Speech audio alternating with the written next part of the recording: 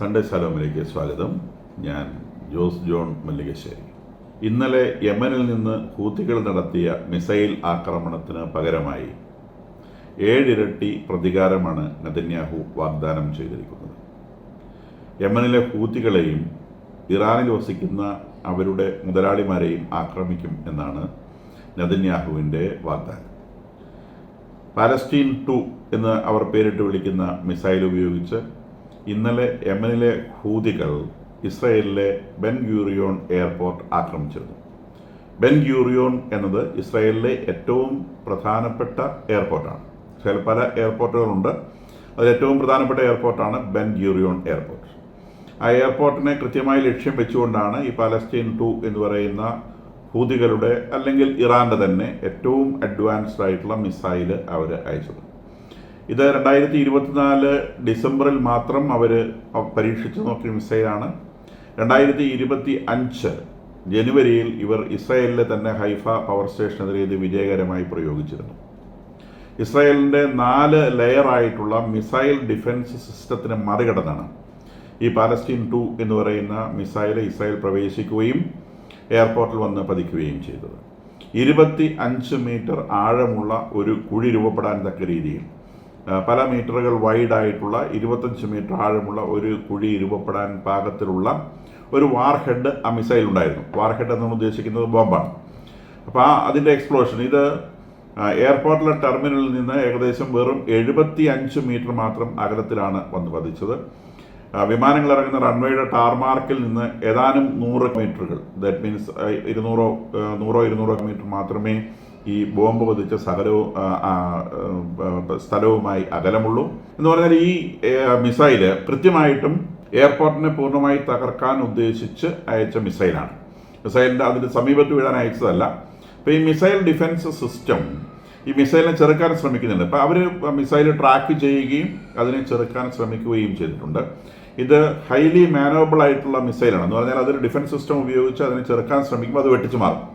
അങ്ങനെ വെട്ടിച്ചു മാറാൻ കേപ്പബിൾ ആയിട്ടുള്ള മാക്സ് 16 എന്ന് പറയുന്ന സ്പീഡുള്ള മാക്സ് 16 സ്പീഡ് എന്ന് പറഞ്ഞാൽ ശബ്ദത്തിൻ്റെ 1150 km/h എന്നുള്ള ശബ്ദത്തിൻ്റെ വേഗത്തിൻ്റെ 16 ഇരട്ടി വേഗത്തിൽ സഞ്ചരിക്കാൻ കഴിയുന്നു. അതായത് ഏകദേശം 20,000 കിലോമീറ്റർ വേഗത്തിൽ സഞ്ചരിക്കാൻ കഴിയുന്ന ഹൈപ്പർസോണിക് മിസൈലാണിത്.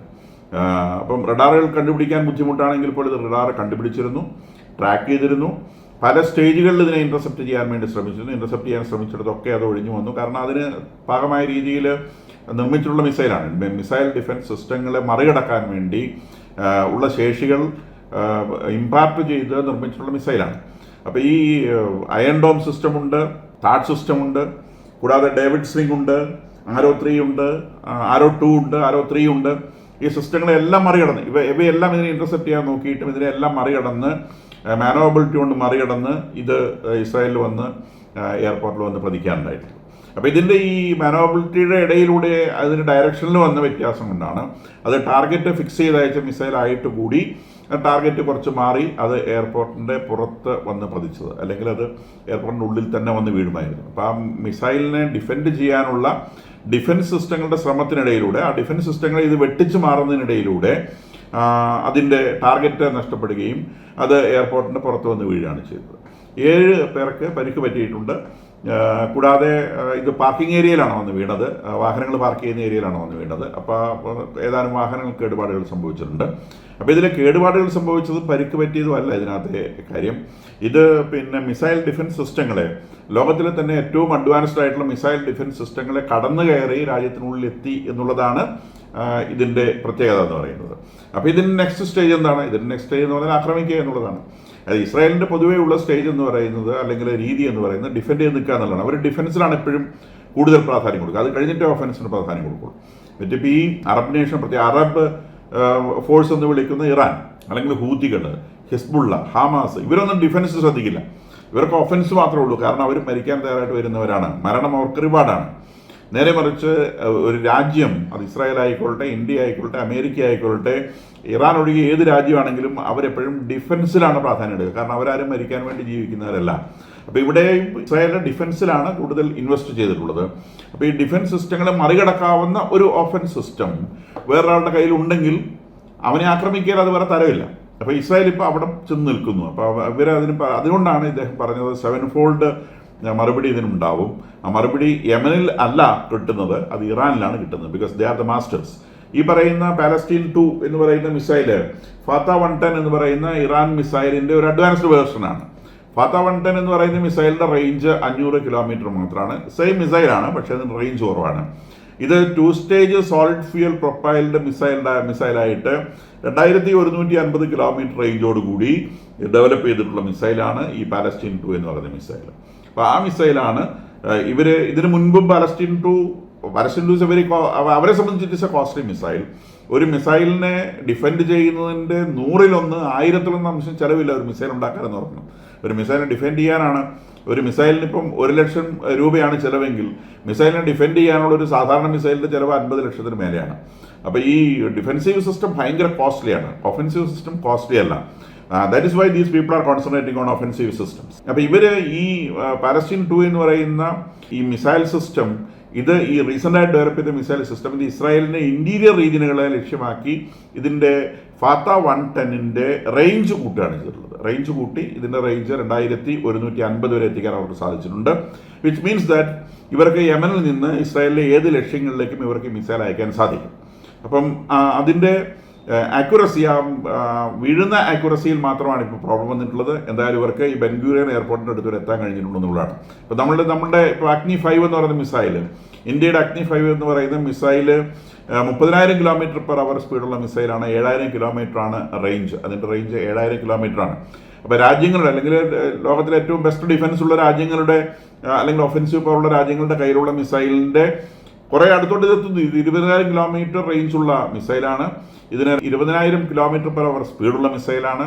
2150 കിലോമീറ്റർ റേഞ്ച് വരെ ഇതിന് എത്താൻ സാധിച്ചിട്ടുണ്ട് എന്നുള്ളത് ചെറിയ കാര്യമല്ല. അപ്പം അങ്ങനെയുള്ള ഒരു ശത്രുവിനെ അടുത്ത് വെച്ചുകൊണ്ട് നിശ്ചയമായിട്ടും സമാധാനത്തിൽ നിൽക്കാൻ പറ്റില്ല. ഇപ്പോഴത്തെ ഒരു നിലയിൽ ഹൂതികളെ നേരിടുന്ന അമേരിക്കയാണ്. അപ്പോൾ അമേരിക്ക ഇസ്രായേലിന് പറഞ്ഞിട്ടുള്ളത് ഹൂതികളുടെ നേരെ ഒന്നും ചെയ്യേണ്ടതില്ല, പിന്നെ അത് അമേരിക്ക നോക്കുമെന്നാണ്. കൂടാതെ അമേരിക്കൻ പ്രസിഡന്റ് ട്രംപ് ഒരു മാസം ഒരു പ്രോമിസ് ചെയ്തിരുന്നു, ഇസ്രായേലിനെ ആക്രമിച്ചാൽ ഇറാനെ തിരിച്ചാക്രമിക്കാനുള്ള എല്ലാ റൈറ്റും ഇസ്രായേലിനുണ്ട് എന്ന് അദ്ദേഹം പറഞ്ഞു. ഹൂതികളുടെ ആക്രമണം എന്ന് പറയുന്നത് ഇറാന്റെ ആക്രമണം തന്നെയാണ്. അതുകൊണ്ടാണ് ഇസ്രായേൽ പ്രസിഡന്റ് പറഞ്ഞത് നിശ്ചയമായും ഇറാനെ ആക്രമിക്കുമെന്ന് പറഞ്ഞത്. ഇറാൻ അതിന് മറുപടി പറഞ്ഞിട്ടുണ്ട്. ഇറാനെ ആക്രമിച്ചു കഴിഞ്ഞാൽ ഇറാൻ തിരിച്ചാക്രമിക്കും എന്നുള്ള കാര്യം ഇറാൻ പറഞ്ഞിട്ടുണ്ട്. അപ്പോൾ ഇത് വളരെ റീസെൻ്റ് ആയിട്ടുള്ളൊരു സമയത്ത്, കാരണം ഇസ്രായേൽ പ്രധാനമന്ത്രി സ്ഥാനം പറഞ്ഞു കഴിഞ്ഞാൽ അദ്ദേഹം ചെയ്യാറുണ്ട്. അപ്പോൾ അത് പിന്നെ വളരെ റീസെൻ്റ് ആയിട്ടുള്ള ഒരു ഇറാന്റെ നേരെയുള്ള ഒരു ആക്രമണത്തിലേക്കാണ് ഈ ഹൂതികളുടെ മിസൈൽ ആക്രമണം ചെന്നെത്തുക എന്ന് വേണം വിചാരിക്കാൻ. അതിനിടെ ഹൂതികൾ പറഞ്ഞിട്ടുണ്ട്, we have no red lines. അതുകൊണ്ട് രാജ്യങ്ങളോട് അവിടെ വിമാനങ്ങൾ അയക്കരുത് എന്ന് പറഞ്ഞാൽ, നിങ്ങൾ അയക്കുന്ന വിമാനങ്ങളെ ഞങ്ങൾ ആക്രമിക്കുമെന്നാണ് ലോകത്തിലെ എല്ലാ രാജ്യങ്ങളോടും ഇവർ പ്രഖ്യാപിച്ചിട്ടുള്ളത്. ഇവരിപ്പം റെഡ് സീയിൽ ചെയ്യുന്ന പണി, റെഡ് സീയിലൂടെ കടന്നു പോകുന്ന കപ്പലുകളെ ആക്രമിക്കുമെന്ന് പറഞ്ഞതുപോലെ ഇസ്രായേലിലേക്ക് പോകുന്ന വിമാനങ്ങളെ ആക്രമിക്കുമെന്ന് ഇവർ പറഞ്ഞിട്ടുണ്ട്. ഈ മിസൈൽ ആക്രമണത്തിൻ്റെ ഭാഗമായി ഏതാനും മണിക്കൂറുകൾ ബെൻഗൂരിയോൺ എയർപോർട്ടിലെ എയർ ട്രാഫിക് നിർത്തിവെച്ചിരുന്നു. ഇപ്പോഴത് പുനഃസ്ഥാപിച്ചിട്ടുണ്ട്. ഇന്ത്യ അടക്കമുള്ള രാജ്യങ്ങൾ ഇനിയൊരു ഉത്തരവുണ്ടാകുന്നതുവരെ ഇസ്രായേലിലേക്ക് വിമാനങ്ങൾ ഓപ്പറേറ്റ് ചെയ്യുന്നില്ല എന്നും പ്രഖ്യാപിച്ചിരുന്നു. ഏതാനും ദിവസങ്ങൾ കൊണ്ട് അത് റീ എസ്റ്റാബ്ലിഷ് ചെയ്യുമായിരിക്കും. കാരണം ഇങ്ങനെയുള്ള ആക്രമണമൊക്കെ വരുന്ന സമയത്ത് ഇൻഷുറൻസ് കമ്പനികൾ പിന്നെ അവരുടെ ഇൻഷുറൻസ് റേറ്റ് ഭയങ്കരമായിട്ട് കൂട്ടും. കാരണം 100, 200, 300 ആളുകളുടെ ഒരു വിമാനം തകർന്നുകൊണ്ട് ആ കമ്പനി ഒളിഞ്ഞു പോകാൻ അത് മതി. അപ്പോൾ അവർ അതിൻ്റെ ഇൻഷുറൻസ് റേറ്റ് ഭയങ്കരമായിട്ട് കൂട്ടിക്കളയും. അപ്പം ടിക്കറ്റ് വല്ലാതെ ഹൈ ആവും, വിമാനങ്ങൾ ഓപ്പറേറ്റ് ചെയ്യാനാവില്ല. അപ്പോൾ അതിലേക്ക് കാര്യങ്ങളെത്തി. ഇവർക്ക് ഈ ഒരു മിസൈൽ വീഴിക്കാൻ കഴിഞ്ഞു എന്നുള്ളത് അവരെ സംബന്ധിച്ച് വലിയൊരു പരസ്യമാണ്. പക്ഷേ ഇസ്രായേലിനെ സംബന്ധിച്ച് അവരുടെ സുരക്ഷയെ സംബന്ധിച്ച് വലിയ ഭീഷണിയാണ്. അപ്പോൾ ആ ഭീഷണിക്കുള്ള ഒരു മറുപടി അവർക്ക് കണ്ടെത്തിയേ പറ്റൂ എന്നുള്ളതാണ് ഇപ്പോഴത്തെ അവസ്ഥ എന്ന് പറയുന്നത്. ഇപ്പോൾ ഈ അയൺ ഡോം സിസ്റ്റത്തിലെ മിസൈലിനെ സ്പോട്ട് ചെയ്യാനും അതിനെ ട്രാക്ക് ചെയ്യാനും നശിപ്പിക്കാനുള്ള സംവിധാനങ്ങളുണ്ട്. അപ്പോൾ അതിന് അഡീഷണൽ ആയിട്ടാണ് ഈ താഡ് സിസ്റ്റം വരുന്നത്. താഡ് സിസ്റ്റം കുറേ കൂടി പവർഫുൾ ആയിട്ടുള്ള സിസ്റ്റമാണ്. കൂടാതെ അവരുടെ ഡേവിഡ് സ്ലിംഗ് എന്ന് പറയുന്ന മിസൈൽ സിസ്റ്റങ്ങളുണ്ട്, ആരോ 2ഉം ആരോ 3ഉം മിസൈൽ സിസ്റ്റങ്ങളുണ്ട്. അപ്പോൾ ഇത്രയും മിസൈൽ സിസ്റ്റങ്ങളെ വെട്ടിച്ച് ഇതിനകത്ത് കടന്നു എന്ന് പറയുന്നത് ഈ പാലസ്റ്റീൻ 2 എന്ന് പറയുന്ന മിസൈലിൻ്റെ ടെക്നോളജിക്കൽ അഡ്വാൻറ്റേജ് തന്നെയാണ് കാണിക്കുന്നത്.